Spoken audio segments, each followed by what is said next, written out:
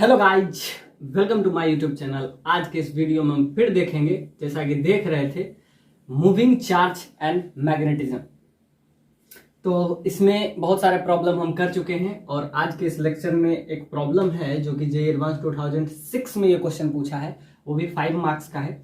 बहुत बेसिक सा कंसेप्ट है, तो इसको हम आगे कैरी ऑन करेंगे। आपके ए बी सी डी यानी 4 ऑप्शन आपको दिए गए हैं। एक एक करके आपको क्या वेरीफाई करना है। और प्रॉब्लम कुछ ऐसा कह रहा है, तो जैसा कि हम आपको बता दिए हैं कि ये जो आपका अप्रैल है, इसमें ऑलमोस्ट हम सारे चीज को कवर अप कर लेंगे। और दूसरा रेफरेंस बुक, अब आपको जितना ज्यादा प्रॉब्लम आप सॉल्व कर सकते हैं। दूसरा, आप टेस्ट सीरीज ज्वाइन कर लीजिए, टेस्ट सीरीज, क्योंकि अब आपका प्रॉब्लम मतलब अब एग्जाम आपका शुरू होने वाला है, तो आप टेस्ट सीरीज ज्वाइन कर सकते हैं। और वैसे भी अप्रैल या मई, इसमें आपका एग्जाम होने वाला है, मई जून तक 2022। जो जेईई एस्पिरेंट है 2022 के लिए, तो उनके लिए तो अभी ये बहुत ही क्रूशियल टाइम है। तो अब हम क्या करेंगे, कोशिश हमारा यही है कि मैक्सिमम जेईई का प्रॉब्लम इसमें हम कवर अप कर लें। यानी PYQ प्रीवियस ईयर क्वेश्चन में हम मैक्सिमम, वैसे अब तक हम बहुत सारे प्रॉब्लम कर चुके हैं, और भी जो प्रॉब्लम हमें अच्छा लगेगा, चाहे वो आपका HC वर्मा का बुक से हो या DC पांडे बुक से, जो भी बुक से अगर आप प्रिपरेशन कर रहे हैं, फिलहाल हम इसको स्टैंडर्ड बुक माने हैं। और आपके पास जो भी बुक है उससे आप प्रिपरेशन कर सकते हैं, ऐसा कुछ नहीं है। लेकिन इंपॉर्टेंट सिर्फ एक ही चीज है, वो है आपका कंसेप्ट क्लियर होना चाहिए, चाहे आप जो भी बुक से आप कर रहे हैं। हालांकि अभी तो हम प्रीवियस ईयर क्वेश्चन पे ही फोकस करेंगे। तो it is most crucial time for JEE aspirant as well as JEE Mains and NEET. तो जो भी है, अब एक टॉपिक आपका जो कि बहुत मतलब कॉन्सेप्चुअली बहुत मायने रखता है, वो है आपका मॉडर्न फिजिक्स। तो इसको भी हम आगे कवर करेंगे। और एक है आपका COM। अब पूरा फोकस अब हम फिर करेंगे फिर से वापस से मैकेनिक्स पार्ट पे, और ये जो लास्ट वाला टॉपिक है, तो इसको कवर करते हुए आपका जेईई 2022 का प्रिपरेशन। और ये जो बुक है, इसमें बहुत सारे प्रॉब्लम है, और जो जो कंसेप्चुअल प्रॉब्लम होगा उसको हम इस पर्टिकुलर सीरीज में हम कवर करेंगे। तो फिलहाल अभी तो हम PYQ सीरीज को कवर कर रहे हैं। तो आपका सारे प्रॉब्लम इस PYQ सीरीज में we cover the more than 3000 problem in this particular series, more than 3000 problem। और इसमें जितना प्रॉब्लम, क्योंकि एक एक क्वेश्चन आपको मतलब पूरा चैप्टर का सारा कोर समझा देता है, इसलिए हमको PYQ सीरीज बहुत अच्छा लगता है। सो आइए आज के इस लेक्चर में ये जो प्रॉब्लम जो 2006 में ये 5 मार्क्स का क्वेश्चन पूछा गया है, इसको हम देखें। क्वेश्चन को अगर हम देखें तो इसमें दिया क्या है, a long current carrying wire, और इसके अंदर जो करंट का फ्लो है, ये आपका क्या दे दिया हुआ है, ये I1 दिया हुआ है, ये आपका I2 दिया हुआ है। Current carrying wire that is I1 such that I2 is flowing out of the plane, out from the plane of the paper is placed at O. A steady current is flowing in the ABCD. So ABCD. So a steady current which is flowing in ABCD. तो first point में आपसे पूछ रहा है, the net force is 0, F net force that is 0, net torque net that is 0, यानी कि net force भी 0 है, नेट टॉर्क भी 0 है। और उसके बाद क्या कह रहा है, as seen from O, so as seen from O the loop will rotate in clockwise, as seen from O the loop will rotate in clockwise along O to O dash. As seen from O the loop will rotate in anti-clockwise ACW along O dash axis। तो इसमें आपसे क्या क्या पूछ रहा है, net force बताइए, net torque बताइए, और उसके बाद क्या है, ये रोटेट यानी कि एज सीन फ्रॉम ओ से अगर देखेंगे तो क्या होगा, इट रोटेट इन, एक बार कह रहा है कि ये क्लॉकवाइज सेंस में रोटेट कर रहा है इन क्लॉकवाइज सेंस, और दूसरा क्या कह रहा है ACW यानी एंटी क्लॉकवाइज सेंस में। और एक्सिस क्या है आपका, ये आपका एक्सिस है, सपोज दैट ये आप एक्स एक्सिस ले लीजिए, दिस इज एक्स एक्सिस, तो ये रोटेट करेगा, वो किस सेंस में करेगा, क्लॉकवाइज सेंस में या एंटी क्लॉकवाइज सेंस, और दूसरा आपसे पूछ रहा है एंटी क्लॉकवाइज सेंस। तो एक एक करके हम सारे के अबाउट फोर्स निकालते हैं। तो फोर्स कौन सा होगा, ऑफ कोर्स एक ही फोर्स होगा, और वो कौन सा फोर्स है आपका, मैग्नेटिक फोर्स, बी फोर्स। अब मैग्नेटिक फोर्स का वैल्यू क्या होता है, तो जैसा कि हर बार हम लिखते हैं IBL, या इसको बिल भी आप पढ़ सकते हैं, BIL। बी है मैग्नेटिक फील्ड, आई उसमें करंट, और एल क्या है उसका लेंथ है। तो ये आपका हो जाता है बिल, जो होता है वो आपका क्या होता है, magnetic force, B force, DL cross B, और ये आपका क्या होता है, मैग्नेटिक फोर्स, बी फोर्स। तो मैग्नेटिक फोर्स जब इसमें हम निकालते हैं तो करंट, तो जिस भी पॉइंट पे आपको निकालना हो तो DL का डायरेक्शन, तो direction of DL is along the direction of it is directed along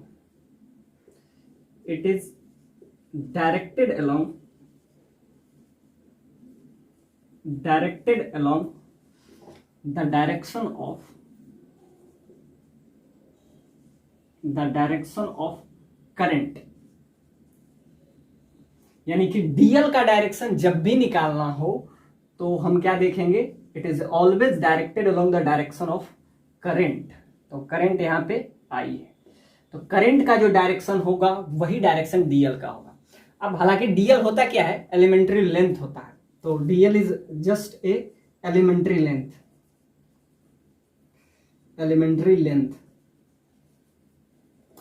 और आपसे क्या पूछ रहा है कि आप बताइए कि इसमें जो नेट फोर्स होगा उसका वैल्यू बताइए, और नेट टॉर्क भी पूछ रहा है। तो टॉर्क क्या होता है, तो since you have learn torque that is equal to R cross F। अब R क्या है इसमें, तो इसमें R जो है ये आपका है पोजीशन वेक्टर, ये आपका है पोजीशन वेक्टर, और position vector is always directed along initial to final point. So R vector यानी this is a position vector is directed along initial to final point,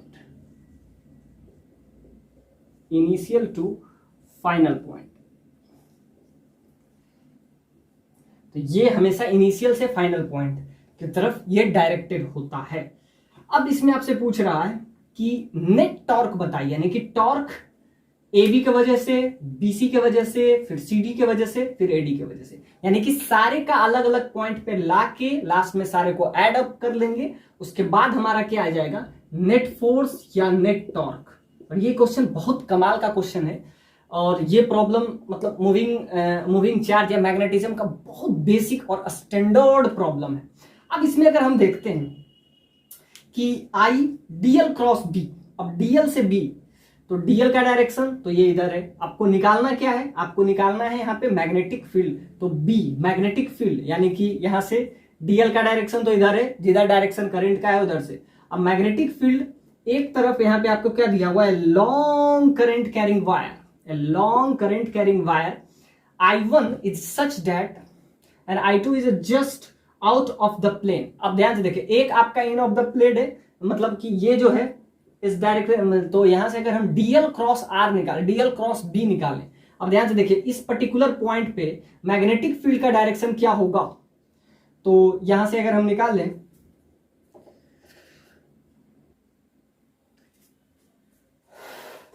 तो ये जो करंट है ये आपका I1, ये नहीं, ये आपका I2 है, जो कि इस लूप में यानी लूप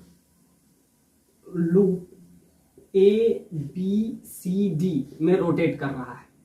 और ये आपका करंट है I1 जो कि क्या है, आपको दिया हुआ है कि आउट ऑफ द प्लेन, यानी कि ये डॉट है तो आप ऐसा समझिए कि ये प्लेन से इस टाइप से, ये जो मार्कर है टिप ऑफ दिस मार्कर, यानी इसका डायरेक्शन क्या है, along the tip of this marker. और एक करंट जो है ये आपका I2 जो कि इसमें रोटेट कर रहा है, वो लूप आपका ABCD में। अब आपसे पूछ रहा है क्या कि आप नेट फोर्स बताइए, नेट टॉर्क बताइए, और क्या बताइए, आप बताइए कि ये रोटेट क्लॉकवाइज सेंस में करेगा, एंटी क्लॉकवाइज सेंस में करेगा, किस में करेगा। तो अब अगर इसमें हम बात करें तो क्या हो जाएगा, तो सिंपल सा बात है कि ये इसका direction out of the plane है। अब इसके वजह से जो इलेक्ट्रिक फील्ड होगा, क्या हमें क्या चाहिए, फोर्स, तो DL क्रॉस D। अब इसके वजह से जो इलेक्ट्रिक फील्ड जनरेट होगा और इसके वजह से, तो जैसा कि हम बात करते हैं तो दो करंट के बीच में जो फोर्स लगता है वो क्या लगता है, μ0/4π I1 into I2 into D। तो दोनों के बीच में ये जो फोर्स लगता है और अट्रैक्टिव और रिपल्सिव दोनों फोर्स लगता है, तो उसका वैल्यू क्या होता है, μ0/4π I1 into I2 by D। इतना फोर्स लगता है। अब ध्यान से देखिए, उसका डायरेक्शन इंपोर्टेंट है।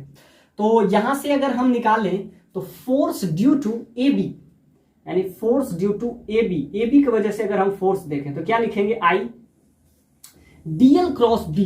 तो करंट का डायरेक्शन, तो ये आपका हो जाएगा DL cross D।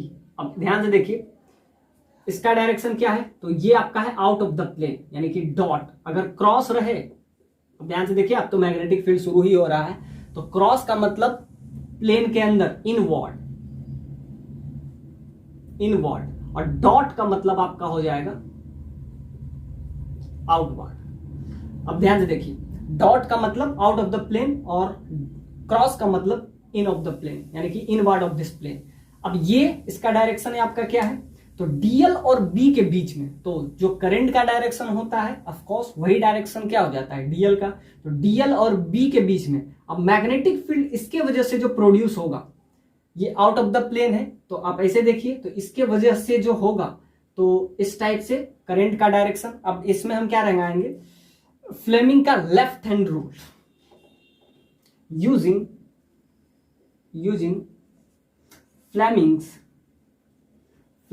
Left hand rule है। तो आप ऐसे समझ सकते हैं, तो ये जो थंब का डायरेक्शन है ये आपका करंट का डायरेक्शन है। जब भी आपको लेफ्ट हैंड रूल, देखो दो चीज है, लेफ्ट हैंड रूल और राइट हैंड रूल, दोनों आप लगा सकते हैं। तो ये इनवर्ड होता तो हम इस टाइप से बात करते, अब ये आउटवर्ड है तो हम क्या करेंगे, ये इस टाइप से, तो ये आपका हो जाएगा इस टाइप से।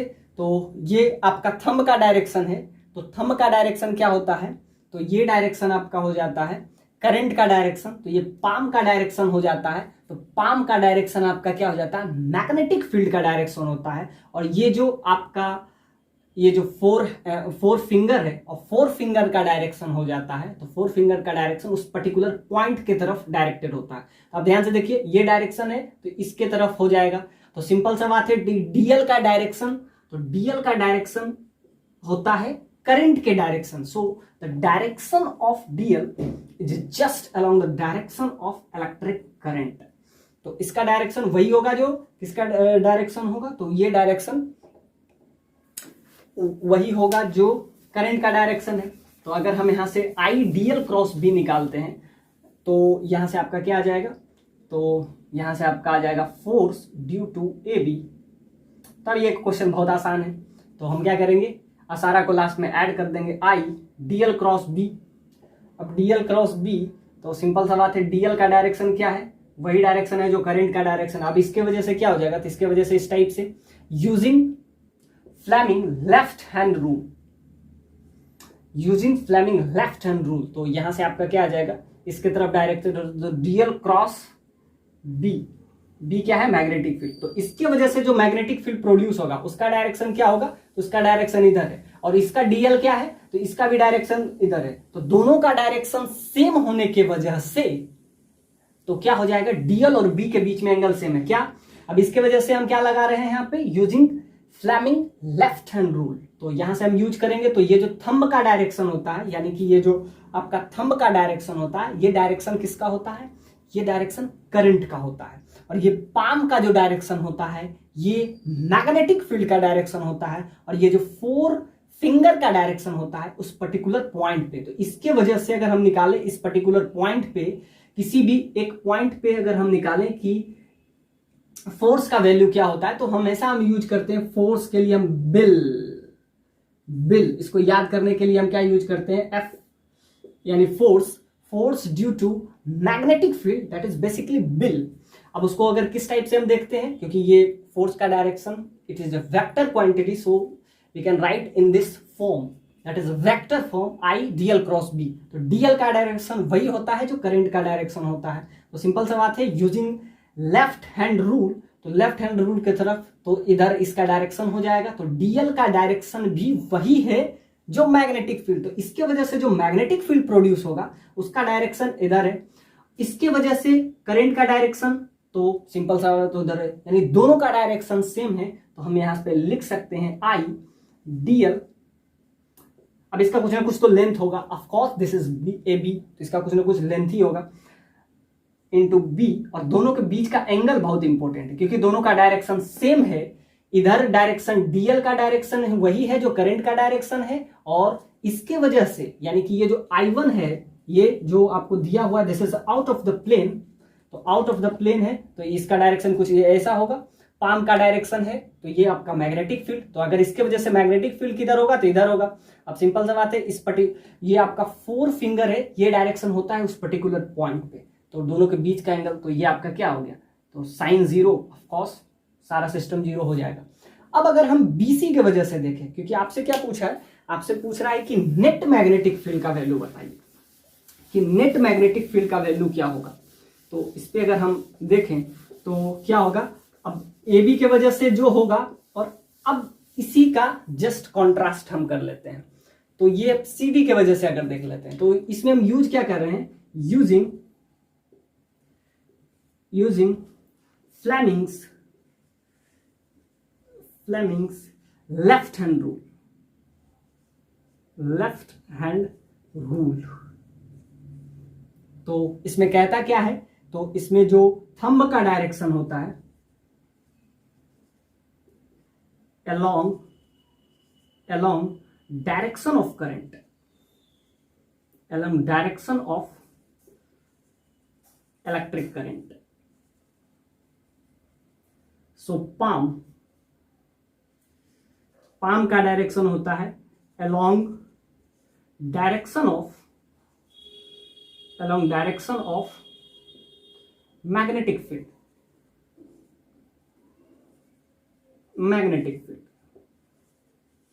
four finger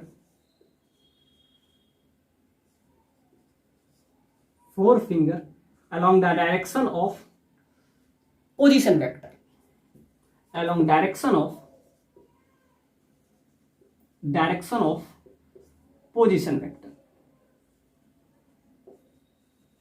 तो आ गया आपका AB के वजह से, यहां पे आपका क्या आ गया, सारा का डायरेक्शन हम देख लिए।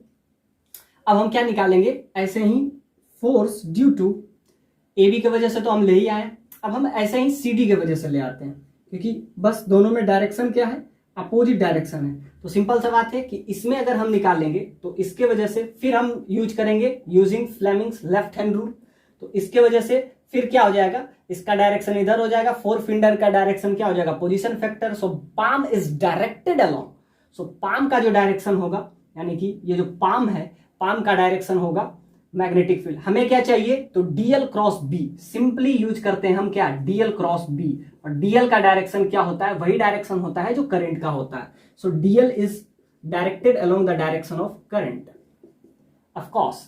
तो डीएल यहां से आपका क्या आ जाएगा, डीएल क्रॉस बी, तो इसके वजह से अगर मैग्नेटिक फील्ड का डायरेक्शन इधर था तो इसके वजह से भी इधर ही होगा, तो दोनों के बीच इस बार एंगल क्या होगा, तो पहले क्या एंगल था 0, अब एंगल क्या हो जाएगा 180, तो इसके वजह से भी 0 हो जाएगा, तो क्या हो जाएगा simply I DL cross B,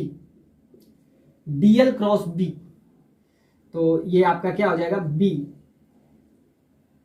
तो यहां से आपको दोनों के बीच का एंगल 180 हो जाएगा, so DL cross B into sine 180 भी 0, तो AB के वजह से भी 0 आ गया, CD के वजह से 0, अब थोड़ा सा और हम देखेंगे क्या, बीसी के वजह से और एडी के वजह से। अब बीसी और एडी के वजह से अगर हम देखें कि इसके वजह से क्या वैल्यू आएगा, क्योंकि आपसे क्या पूछा, आपसे पूछा नेट फोर्स का वैल्यू बताइए। तो बीसी के वजह से यानी कि अब हम निकालेंगे magnetic field due to BC, यानी कि force due to magnetic force due to BC. तो इसके वजह से अगर हम निकालें तो क्या हो जाएगा, फोर्स ड्यू टू बीसी। अब इसके वजह से क्या होगा, फोर्स ड्यू टू बीसी, फिर हम क्या लिखेंगे, डीएल क्रॉस बी। अब क्या इसके वजह से भी जीरो होगा, नहीं, इसके वजह से क्या हो जाएगा, तो इस पर्टिकुलर पॉइंट पे बीसी के वजह से अगर हम बात करें तो इस पर्टिकुलर पॉइंट पे आपका क्या हो जाएगा, करंट आई है और डीएल, तो डीएल का डायरेक्शन फिर इधर डायरेक्टेड इस बार होगा, तो डीएल का डायरेक्शन और क्या, मैग्नेटिक फील्ड। तो इसके वजह से मैग्नेटिक फील्ड क्या प्रोड्यूस होगा, तो सिंपल सा बात है कि इसके वजह से मैग्नेटिक फील्ड जो प्रोड्यूस होगा इसके वजह से, तो ये आपका थंब का डायरेक्शन, ऑफ कोर्स ये आपका हो जाएगा, तो ये पाम का डायरेक्शन, तो पाम का डायरेक्शन क्या है, तो इसके परपेंडिकुलर है, तो इसके परपेंडिकुलर अगर देखें तो ये आपका क्या आ जाएगा, सो डीएल इंटू बी और साइन, सिंपल सा बात है, इसके वजह से क्या हो जाएगा, ये थंब का डायरेक्शन और पाम का जो डायरेक्शन होता है वही डायरेक्शन होता है मैग्नेटिक फील्ड। परपेंडिकुलर है तो ये जो आपका पाम का डायरेक्शन है, ये फोर फिंगर का डायरेक्शन क्या हो जाता है, पोजीशन वेक्टर, तो इसके वजह से तो ये आपका I1 है, इसके अंदर क्या जो करंट मूव कर रहा है वो I2 करंट है, तो हम क्या सजेस्ट करते हैं, डीएल साइन 90 हो जाएगा। अब सिंपल सा बात है, मैग्नेटिक फील्ड किसके वजह से प्रोड्यूस हो रहा है, तो B1 के वजह से, करंट क्या है इसमें, I2 करंट मूव कर रहा है, तो I2 डीएल मैग्नेटिक फील्ड, तो मैग्नेटिक फील्ड इसके वजह से, so of course that is B1 sine 90। अब साइन 90 कैसे, तो सिंपल सा बात है, we using the Fleming left hand rule, Fleming left hand rule. तो क्या कहता है कि जो ये थंब का डायरेक्शन होता है वो इलेक्ट्रिक करंट का डायरेक्शन, और ये जो पाम का डायरेक्शन, तो पाम का डायरेक्शन ये आपका क्या हो जाएगा, तो पाम का डायरेक्शन इसके वजह से इधर हो जाता था, इसके वजह से इधर हो जाता था, तो इसके वजह से भी इसका हो जाएगा, तो ये आपका क्या हो जाएगा, साइन 90, साइन 90, तो ये आपका क्या हो जाएगा, ये आपका I2, यानी करंट इसमें जो मूव कर रहा है वो कितना करंट मूव कर रहा है, तो I2, इसके वजह से जो मैग्नेटिक फील्ड प्रोड्यूस हुआ दैट इज B1, और इसका लेंथ सपोज दैट डीएल है यानी कि बीसी है, और ये साइन 90 का वैल्यू आपका क्या हो जाएगा, तो ये आपका हो जाएगा सपोज ये आपका I2 B1 और डीएल। अब यही अगर हम एडी की बात करें तो एडी का वैल्यू क्या होगा, तो ऑफ कोर्स जो बीसी का होगा उतना ही वैल्यू एडी का होगा। क्यों, अब इसमें दोनों में फर्क क्या है, तो दोनों में सिर्फ एक ही चीज का फर्क है, डायरेक्शन का। तो डायरेक्शन का अगर फर्क हुआ तो आई करंट तो उसमें सेम ही मूव कर रहा है, क्या I2। अब इसके वजह से क्या होगा, तो ऑफ कोर्स इसके वजह से भी वही होगा। इसमें हम क्या करेंगे, ये जो थंब का डायरेक्शन है, तो थंब का डायरेक्शन इधर है, तो इसके वजह से तो इधर परपेंडिकुलर हो जाएगा, इसके वजह से इधर था मैग्नेटिक फील्ड, इसके वजह से इधर हो जाएगा, ऐसे कर लेंगे। तो ये जो पाम का डायरेक्शन होता है वही मैग्नेटिक फील्ड का डायरेक्शन होता है, थंब का डायरेक्शन इलेक्ट्रिक करंट का डायरेक्शन, ये फोर फिंगर का डायरेक्शन उस पोजीशन वेक्टर का, तो ये थंब का डायरेक्शन, तो इसके परपेंडिकुलर हुआ, तो ऑफ कोर्स वहां पे भी आपका मैग्नेटिक फील्ड का वैल्यू आ जाएगा। तो ये अब हम देखेंगे किसके वजह से, लास्ट वाला पॉइंट जो कि आपका है एडी के वजह से। तो एडी की वजह से आपका आ जाता है फोर्स ड्यू टू एडी, तो आई करंट इसमें जो मूव कर रहा है वो I2 है, डीएल क्रॉस बी, सो I2 इंटू डीएल, तो डीएल का डीएल रखें, और इसके बीच में एंगल क्या बन रहा है, ऑफ कोर्स इसके बीच में भी क्या बन रहा है 90 डिग्री, ऐसे कर लिख सकते हैं। तो क्या हो जाएगा, DL into B sine 90। I2 current move कर रहा है, इसके वजह से जो मैग्नेटिक फील्ड प्रोड्यूस हुआ वो क्या हो गया, B1 हो गया, डीएल उसका लेंथ हो गया, और साइन 90। अब ध्यान से देखिए, दोनों के बीच में एक चीज बहुत कॉमन है, तो क्या दोनों का वैल्यू सेम है, तो यही आपसे पूछ रहा है कि आपसे तो पूछ रहा है कि नेट फोर्स बताइए, तो नेट फोर्स दोनों के वजह से क्या जीरो होगा। अब ध्यान से देखिए, दोनों का लेंथ सेम है, AD और BC दोनों का लेंथ, तो AD that is equal to BC, दोनों का वैल्यू सेम है। तो और करंट भी दोनों में सेम मूव कर रहा है, लेंथ भी सेम है, लेकिन डायरेक्शन एक दूसरे के अपोजिट है। एक में करंट का डायरेक्शन इधर है, एक में करंट का डायरेक्शन इधर है।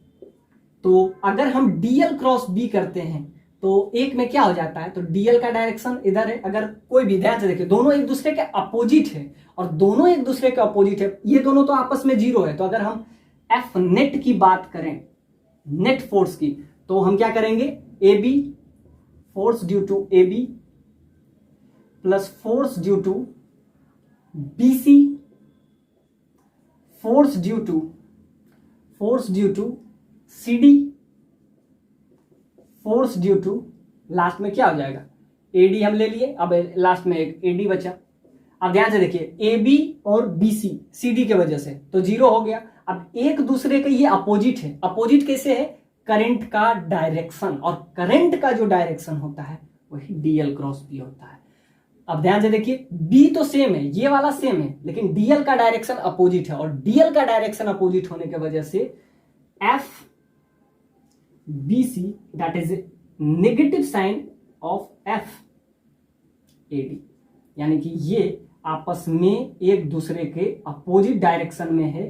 तो मैग्नीट्यूड तो सेम है लेकिन डायरेक्शन अपोजिट है, यानी कि its magnitude is same, its magnitude is same but direction is opposite to each other, opposite to each other. तो यहां से नेट फोर्स का वैल्यू क्या हो जाएगा, ऑफ कोर्स जीरो हो जाएगा। सिंपल सा बात है कि ये आपका क्या है, AB के वजह से जीरो, CD की वजह से जीरो, और ये आपस में क्या है, तो B का वैल्यू तो सेम ही होगा, दोनों के लिए इधर ही है, लेकिन एक के लिए करंट इधर है और एक के लिए करंट अपोजिट डायरेक्शन में है। तो DL के लिए एक अलग अलग डायरेक्शन आ जाएगा, तो एक मैग्नीट्यूड सेम है, डायरेक्शन अपोजिट है। अब यही आपसे पूछ रहा है, यानी कि of course A is right option. अब कह रहा है कि नेट टॉर्क, अब टॉर्क के बारे में आपसे पूछ रहा है, तो क्या नेट टॉर्क जीरो होगा। अब ध्यान से देखिए, अगर नेट फोर्स जीरो है तो क्या नेट टॉर्क भी जीरो होगा। अब ध्यान से देखिए, इसके वजह से अगर हम टॉर्क निकालें, क्योंकि फोर्स ही जीरो है, तो फोर्स जीरो है तो टॉर्क होता क्या है, तो टॉर्क तो सिंपल होता है ना, R क्रॉस F। तो अगर हम टॉर्क ड्यू टू AB निकालें वो तो जीरो हो जाएगा, टॉर्क ड्यू टू CD निकालें तो वो ऑफ कोर्स जीरो हो जाएगा, क्योंकि फोर्स जीरो है तो टॉर्क जीरो। किसके वजह से, AB वाले के वजह से और CD वाले के वजह से। अब बात आता है, आपसे तो पूछा है नेट टॉर्क ने, आपसे तो ये नहीं पूछा है कि AB की वजह से बताइए या CD की वजह से। तो ठीक है, अब हमारा बस दो चीज बचा, एक तो BC बचा और आपसे AD बचा। अब BC और AD की वजह से अगर हम देखें, इतना तो हमको पता है कि torque due to AB that should be equal to zero, क्योंकि एक क्वांटिटी जीरो हो गया तो ऑफ कोर्स जीरो। अब torque due to CD of course zero. अब टॉर्क ड्यू टू अगर हम बात करें, टॉर्क ड्यू टू BC क्या होगा, तो सिंपल सा बात है R क्रॉस F। अब R क्या होता है, तो पोजीशन वेक्टर। अब ध्यान से देखिए, इसके बीच में डायरेक्शन, पोजीशन क्या होता है, इनिशियल टू फाइनल। अब जब भी पोजीशन वेक्टर डायरेक्टेड होता है तो हम अभी बताए थे कि it is directed along initial to final point, initial to final point. तो जिस भी पॉइंट पे आपको निकालना है, तो इस पॉइंट पे, तो ये आपका इसका पोजीशन वेक्टर। अब पोजीशन वेक्टर का डायरेक्शन दोनों का सेम ही होगा, एक का इधर होगा एक का इधर होगा। अब हमको क्या करना है, फोर्स, तो फोर्स का डायरेक्शन तो R क्रॉस F होता है। तो एक का डायरेक्शन इधर R क्रॉस F, तो एक डायरेक्टेड इधर है और एक का डायरेक्शन आपसे पूछ रहा है कि net force, net torque that become zero.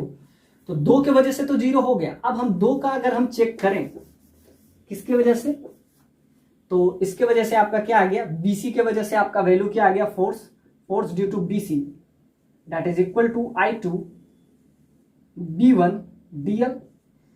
और इसके वजह से हम निकाल लेते हैं, ये आपका BC की वजह से, AD की वजह से। तो डायरेक्शन दोनों का अपोजिट होगा, फोर्स का डायरेक्शन अपोजिट है। अब क्या है, I2 B1 DL। अब ध्यान से देखिए, लेकिन दोनों का डायरेक्शन अपोजिट है और आपसे पूछ रहा है टॉर्क का वैल्यू बताइए। तो टॉर्क में हमको क्या होता है, R क्रॉस F। अब ध्यान से देखिए, R तो दोनों के लिए सेम है, तो यहां पे R क्रॉस F का वैल्यू अगर हम बताएं तो क्या हो जाएगा, टॉर्क में हमको चाहिए क्या, R। तो R पोजीशन वेक्टर ये हो जाएगा, इनिशियल टू फाइनल पॉइंट इधर का ये हो गया। अब F का डायरेक्शन, अगर सपोज दैट दोनों का डायरेक्शन अलग है, तो क्या नेट टॉर्क जीरो होगा? ऑफ कोर्स नहीं होगा, क्योंकि नेट फोर्स जीरो है बट नेट टॉर्क जीरो नहीं होगा, क्योंकि नेट टॉर्क के लिए हमको क्या चाहिए, सब कुछ सेम चाहिए। और नेट टॉर्क जीरो होने की वजह से तभी होता जब BC का वैल्यू और AD का वैल्यू दोनों बराबर रहे मैग्नीट्यूड में तो बराबर होगा ही, क्योंकि डिस्टेंस सेम है, R का वैल्यू सेम होगा, लेकिन डायरेक्शन यहां इंपॉर्टेंट है। एक का डायरेक्शन इधर है, एक का डायरेक्शन इधर, तो डायरेक्शन अपोजिट होने की वजह से मैग्नीट्यूड तो सेम है पर डायरेक्शन सेम नहीं है। अब ध्यान से देखिए, दोनों का वैल्यू सेम है BC और AD में, लेकिन डायरेक्शन सेम नहीं है, इसीलिए नेट फोर्स तो जीरो है पर नेट टॉर्क जीरो नहीं, यानी कि A is right option but B is wrong option. अब लास्ट वाला पॉइंट में आपसे कह रहा है, I have seen from O the loop will rotate in clockwise sense. अब ध्यान से देखिए, अब इसका लास्ट पॉइंट जो कि सबसे क्रूशियल है। अब ध्यान से देखिए, अगर नेट टॉर्क जीरो होता, सिंपल सा बात है, तो ये रोटेट ही नहीं करता ना। अगर B ऑप्शन सही होता, जो कि सही नहीं है, क्या आपसे पूछा, फोर्स का वैल्यू सेम है, पर अब ध्यान से देखिए, R भी तो इंपॉर्टेंट है, फोर्स का वैल्यू सेम है, मतलब उसका मैग्नीट्यूड सेम है, डायरेक्शन सेम नहीं है। It's magnitude is still same but its direction is not same. और अगर ये टॉर्क जीरो होता तो ये वाला थर्ड और फोर्थ तो हम देखते ही नहीं, यानी कि अगर नेट टॉर्क किसी का जीरो है तो वो रोटेट तो नहीं करेगा। अब इसमें क्या रहा है, क्या वो क्लॉकवाइज सेंस में रोटेट करेगा या एंटी क्लॉकवाइज सेंस में रोटेट करेगा? अब सिंपल सा बात है कि दोनों में जो भी इसमें क्या करेगा, डोमिनेट करेगा, क्लॉकवाइज और एंटी क्लॉकवाइज सेंस में अगर हम बात करें। अब ध्यान से देखिए, AB की वजह से तो कुछ होने वाला नहीं है, CD की वजह से कुछ होने वाला है, मतलब होने वाला है बस किसके वजह से, तो force due to BC, force due to AD। तो AD की वजह से कुछ चेंज हो सकता है या BC की वजह से, और यही आपसे पूछ रहा है क्या क्लॉकवाइज होगा या एंटी क्लॉकवाइज। अब ध्यान से देखिए, इसका वैल्यू क्या है, तो ये है। अब टॉर्क, तो ये R क्रॉस, अगर इसका वैल्यू अगर हम देखें तो क्या होगा, तो ये इस सेंस में इसको रोटेट कराएगा, किस सेंस में, तो ये क्लॉकवाइज सेंस में रोटेट करेगा, यानी कि A इलाहाबाद और C Calcutta is your right option. तो क्लॉकवाइज सेंस में रोटेट कराएगा, सो D is your wrong option. Net torque zero होगा तो ये रोटेट ही नहीं करेगा, सो B इज रॉन्ग ऑप्शन। तो इसका अगर आंसर क्या होगा, तो A आपका इलाहाबाद और C Calcutta is your right option. A and C is your right option. और which is asked in JEE, it is beautiful concept of basic magnetism using left hand, Fleming left hand rule. इसमें हम बहुत basic concept use किए कि आपस में दो current move कर रहा है तो आपस में कौन सा फोर्स लगाए, तो mu naught by 4 by I1 into I2 by D क्या है, बीच का सेपरेशन। तो ये जो प्रॉब्लम 5 मार्क्स का